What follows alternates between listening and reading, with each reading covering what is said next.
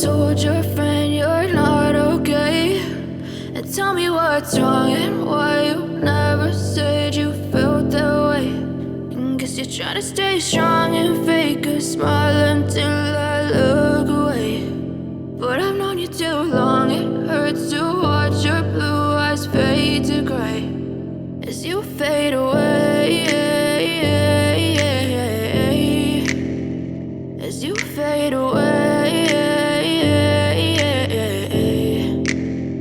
Yeah, I'm about to fade away, cause every time I wake up I feel like it's Monday. Something's going wrong with all the chemicals up in my brain. All of a sudden I don't look at anything the same way. Got a build up of my thoughts sitting in an ashtray. I'm sorry that I'm so inconvenient, okay? Just let me be me and I'll stay out of your way. I can see the way you look at me, I'm such a disgrace. I never really asked to be brought into this place. You wanna love me? Well then baby have a taste. All the highs and the lows, no, you'll never be the same. I don't really wanna hurt you, but I can't control the pain. If you're sticking by my side, maybe we could be okay. Okay, maybe you could be the change I need today. I promise that I've never felt this way. I really hope that you will choose to stay through all the pain. I know you told your friend you're not okay.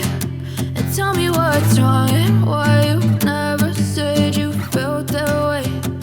Guess you're trying to stay strong and fake a smile until I look away. But I've known you too long, it hurts to watch your blue eyes fade to gray as you fade away, as you fade away, as you fade away.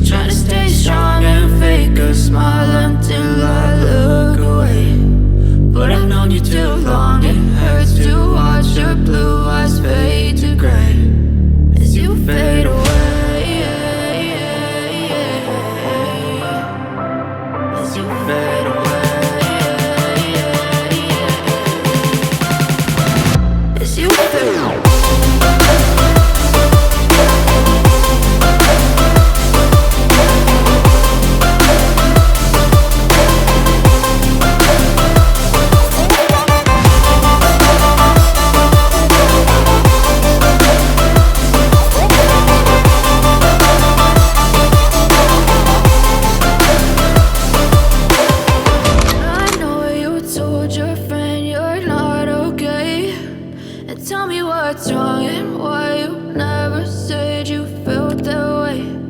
Guess you're trying to stay strong and fake a smile until I look away. But I've known you too long, it hurts to